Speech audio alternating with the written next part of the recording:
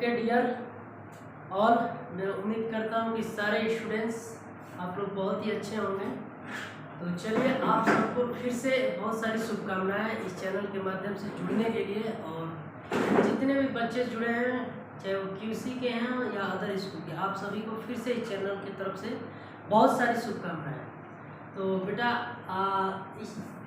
जैसे कि हम भाषा और व्याकरण चैप्टर स्टार्ट कर दिए हैं और कोशिश पूरा ये रहेगा कि आज ये चैप्टर कंप्लीट कर लिया जाए, है ना। तो इससे संबंधित कुछ पॉइंट जो छूटे हुए हैं, और कौन कौन से पॉइंट छूटे हुए हैं आगे, कल हमने भाषा के जो विभिन्न नाम होते हैं उसके बारे में जाना था। मातृभाषा, प्रादेशिक भाषा, राष्ट्रीय भाषा और सांस्कृतिक भाषा, यहाँ तक हमने कंप्लीट कर लिया था। इसके आगे हम लोग पढ़ेंगे। इसके आगे जो मूल बिंदु है, जो पॉइंट है, क्या क्या है वो देख लेते हैं। अब इसके आगे हम लोग जो पढ़ने वाले हैं, लिपि किसे कहते हैं, ठीक है ना। लिपि क्या होता है, लिपि के बारे में पढ़ेंगे। और व्याकरण किसे कहते हैं, लिपि क्या होता है, और प्रत्येक भाषा की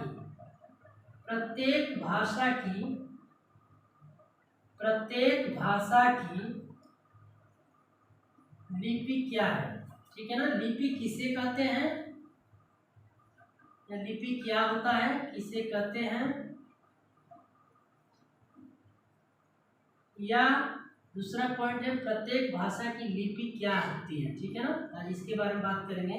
इसके बाद जो नेक्स्ट हमारा पॉइंट बनेगा कि व्याकरण किसे कहते हैं। अब यही चीज अब आ गया, इसी को मैंने आप लोगों को बताया था ना कि व्याकरण को समझाने के लिए पहले भाषा पर चलना पड़ेगा। तो भाषा में सब कुछ मैं बता दिया था कि व्याकरण की क्यों जरूरत पड़ी। अब ये आ गया वही चीज, यानी व्याकरण किसे कहते हैं और व्याकरण के विभाग, ठीक है। आज हम इन्हीं बिंदुओं पर बात करेंगे। ये 4 बिंदुओं पर आज हम बात करेंगे। और बिंदु कौन कौन सा है, लिपि किसे कहते हैं, प्रत्येक भाषा की लिपि कौन कौन सी होती है, व्याकरण किसे कहते हैं, और व्याकरण के विभाग। विभाग का मतलब पद, यानी व्याकरण के भेद भी बोल सकते हैं उसको। क्लियर है। आज इन्हीं चारों पे बात करते हैं। तो आइए एक एक करके इसको जानते हैं और समझते हैं। पहला ही हमारा क्वेश्चन है कि लिपि किसे कहते हैं, ठीक है। देखिए, जैसे जैसे धीरे धीरे मानव का विकास हुआ, वैसे वैसे बोलना लिखना पढ़ना सब सीख लिया था। लेकिन फिर जैसे जैसे वो डेवलपमेंट करता गया, आगे बढ़ता गया, वैसे वैसे नई नई चीज़ें सीखने को मिला, है ना। तो एक लिपि शब्द भी आया। और लिपि किसे कहते हैं, इन्हीं भाषाओं को, चाहे कोई भी भाषा हो, विश्व की कोई भी भाषा हो, भाषा को एक निश्चित चिन्ह दिया गया था। निश्चित चिन्ह का मतलब प्रतीक, समझ रहे हैं, प्रतीक। यानी होता है ना, कई बार पहले क्या लोग ज़्यादा पढ़े लिखे नहीं होते थे तो उसके लिए चिन्ह बना देते थे कोई किसी भी चीज़ का। जैसे मान लीजिए हमें गमला बोलने नहीं आ रहा है तो हम किसी चीज़ का गमला बना देते थे, है ना। या कोई चीज़ नहीं आ रहा था तो हम उसको बनाकर प्रतीक चिन्ह बता देते थे कि ये चीज़ है, इसको बोलते हैं। बहुत से लोग बोलना नहीं जानते थे और पढ़ना लिखना नहीं जानते थे, तो चिन्हों का भी प्रयोग करते थे, ठीक है। तो एक अपने लैंग्वेज में व्याकरणीय आधार पर कह सकते हैं कि लिपि किसे कहते हैं, तो लिपि भाषा की कुछ निश्चित चिन्हों को व्यक्त करने वाले को ही क्या कहते हैं, लिपि कहते हैं, ठीक है। यानी किसी भी भाषा को लिखने के लिए एक निश्चित चिन्हों को हम क्या कहेंगे, लिपि कहते हैं। मैं फिर से बता देना चाह रहा हूँ, हमारे सामने क्वेश्चन है कि लिपि किसे कहते हैं।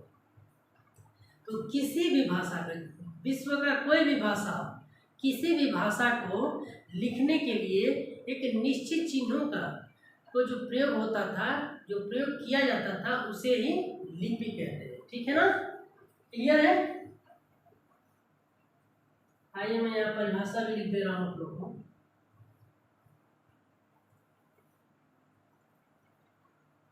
लिपि किसे कहते हैं, तो किसी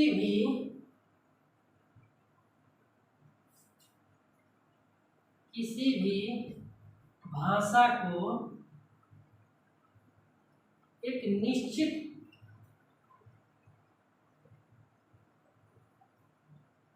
किसी भी भाषा को लिखने के लिए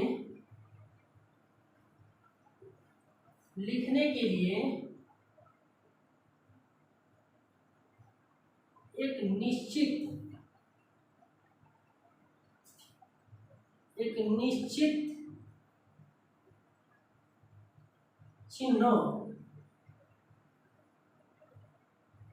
चिन्हों का प्रयोग किया जाता था, ठीक है ना, का प्रयोग किया जाता था, जिसे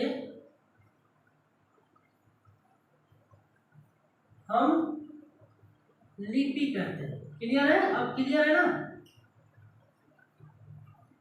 तो ये हमने आपको परिभाषा भी लिख दिया है और मैं उम्मीद करता हूँ कि आप लोग को समझ में आ भी गया। किसी भी भाषा को लिखने के लिए एक निश्चित, ठीक है, एक निश्चित चिन्हों का प्रयोग किया जाता है। चिन्ह का मतलब मैंने अभी आप लोग को बता दिया था। चिन्ह को हम प्रतीक भी बोलते हैं। क्लियर है? तो ये हमारा डेफिनेशन हो गया। अब अगला जो क्वेश्चन है कि अगर इस विश्व में जो भाषाएं होती है तो इसकी आखिर लिपि कौन सी, किस भाषा की क्या लिपि होती है? तो आइए इसको भी जानते हैं और समझते हैं।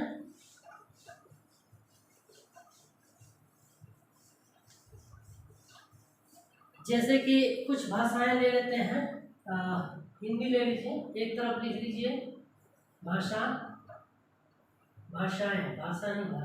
क्योंकि ये भाषा की बात नहीं हो रहा है। और एक तरफ लिख लीजिए लिपि, यानी किस भाषा की क्या लिपि है।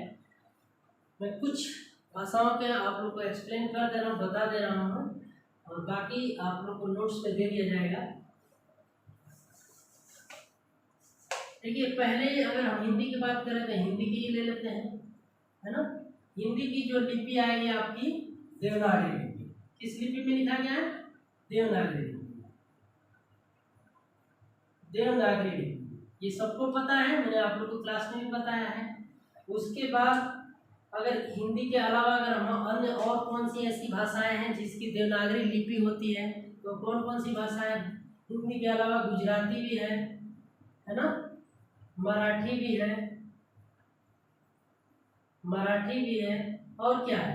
संस्कृत भी है। देख रहे हैं, संस्कृत भी है ना।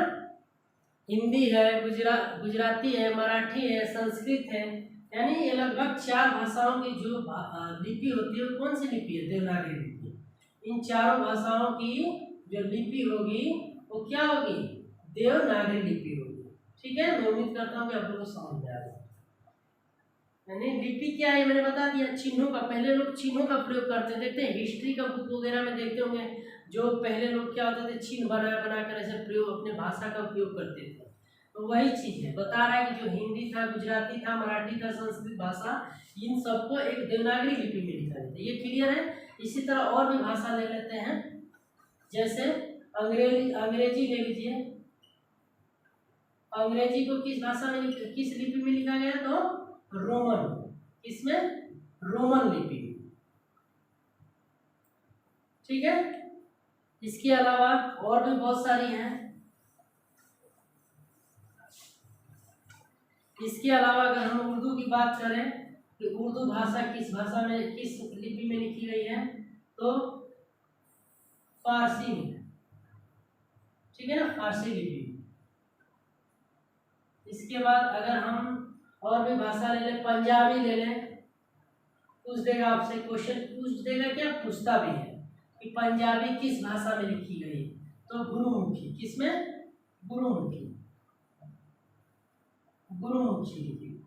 देख रहे हैं आप लोग, या तो आपको लिपि दे देगा, पूछेगा गुरुमुखी लिपि किस भाषा की लिपि है, तो बताना पड़ेगा पंजाबी भाषा की, है ना। पूछ देगा फारसी लिपि किस भाषा की लिपि है, तो उर्दू भाषा की। ऐसे ही पूछेगा क्वेश्चन आप लोग को। ठीक है, मैं उम्मीद करता हूँ कि आप लोग को ये भी चीज समझ में आ गया हो। अब थोड़ा सा आगे बढ़ते हैं और अब व्याकरण के बारे में बात करते हैं। ये हमारा लास्ट पॉइंट है इस चैप्टर का। भाषा और व्याकरण से संबंधित जो चैप्टर हमारा चल रहा है, इस चैप्टर का आखिरी पॉइंट रह गया है, और वो क्या है? वो है व्याकरण किसे कहते हैं। तो मैं आप लोगों को चाहता तो डायरेक्ट इसका उस समय भी आंसर बता सकता था, लेकिन इसको सरल और इजी करने के लिए मैंने आप लोगों को भाषा पर ले गया था, ठीक है ना। और मैं ये भी बता चुका हूँ कि व्याकरण का उपयोग क्यों किया गया, आखिर व्याकरण की जरूरत क्यों पड़ी, है ना। किसी भी भाषा की शुद्धता यानी सही सही अर्थ जानने के लिए, उसको पहचानने के लिए, उसे पढ़ने के लिए हमें किसकी आवश्यकता पड़ी, व्याकरण की आवश्यकता पड़ी। मैं पहले भी बता चुका हूँ आपको, तो उसे ही हम क्या कहते हैं, व्याकरण कहते हैं, ठीक है। और भी बहुत सारे अपने लैंग्वेज में कह सकते हैं, व्याकरणीय आधार पर कह सकते हैं कि भाषा के शुद्ध रूप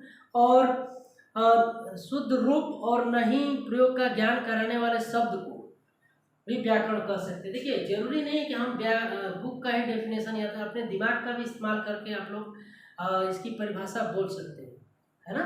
यानी सही शब्दों में कहा जाए तो व्याकरण का हमें इसलिए जरूरत पड़ा क्योंकि अगर कोई भी भाषा है उसकी शुद्धता, उसका अर्थ, उसको पहचानना, ठीक है ना, इसी की जांच के लिए, इसी की सत्यता के लिए, है ना, हमें किसकी जरूरत पड़ी, व्याकरण की जरूरत पड़ी। क्लियर है। अब विभाग की बात कर लेते हैं। तो व्याकरण के विभाग, व्याकरण के भेद वही चीज है, विभाग, भेद, पद सब एक ही चीज है।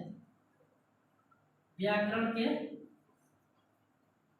विभाग, ठीक है। व्याकरण के विभाग लगभग 4 भाग में बांटा गया। पहला होता है वर्ण विचार, ठीक है। दूसरा होता है शब्द विचार, तीसरा होता है पद विचार, और चौथा जो होता है वाक्य विचार। देख रहे हैं ना, वाक्य विचार। तो कह सकते हैं कि इस तरह जो व्याकरण के विभाग है उसको 4 भाग में बांटा गया है। कौन कौन से भाग में? तो पहला होता है वर्ण विचार, दूसरा होता है शब्द विचार, तीसरा होता है पद विचार, और चौथा होता है वाक्य विचार। देख रहे हैं। तो इस तरह यह चैप्टर हमारा आज आखिरी पॉइंट था, और ये मैं उम्मीद करता हूँ कि आप सभी को ये चैप्टर समझ में आ गया होगा, है ना। तो इस चैप्टर से संबंधित ये हमारा आखिरी पॉइंट था, और इसके आगे हम एक एक करके जो हमारा नेक्स्ट चैप्टर होगा वो वर्ण विचार होगा, यानी फोनोलॉजी। वर्ण विचार को फोनोलॉजी बोलते हैं। और इस तरह पहला चैप्टर, व्याकरण का पहला चैप्टर आज हम कंप्लीट कर लिए हैं, ठीक है। इस चैप्टर से एक क्वेश्चन छूट गया था हमारा, और ये जीके में भी कई बार क्वेश्चन पूछता है। एक क्वेश्चन था कि किस आर्टिकल में, यानी किस अनुच्छेद में, ठीक है, किस अनुच्छेद में हिंदी का उल्लेख किया गया। आर्टिकल समझ रहे हैं ना, संविधान में जो 395 आर्टिकल जो दिए गए हैं, उस कौन से आर्टिकल, कौन से नंबर पे हिंदी की उल्लेख किया गया है, यानी हिंदी भाषा को लाया, उसके बारे में बताया गया है। तो आपको ये चीज याद रखना है। 343 में, इसमें आर्टिकल नंबर 343 में हिंदी भाषा का उल्लेख किया गया है। यही हमारे हिसाब से क्वेश्चन बचा हुआ था, और बाकी मैं आप लोग को बता दिया था कि 14 सितंबर 1949 में हिंदी दिवस को क्या है, हिंदी दिवस मनाया गया 14 सितंबर, और प्रत्येक वर्ष 14 सितंबर को भारत में हिंदी दिवस मनाया जाता है। तो इससे इस चैप्टर संबंधित एक क्वेश्चन छूट रहा था, वो भी आज मैंने कंप्लीट कर दिया। बाकी अगर कोई भी चीज़ अगर छूटा है या आप लोग को न समझ में आता है तो आप लोग कमेंट्स करके बिल्कुल पूछते रहिए, ठीक है।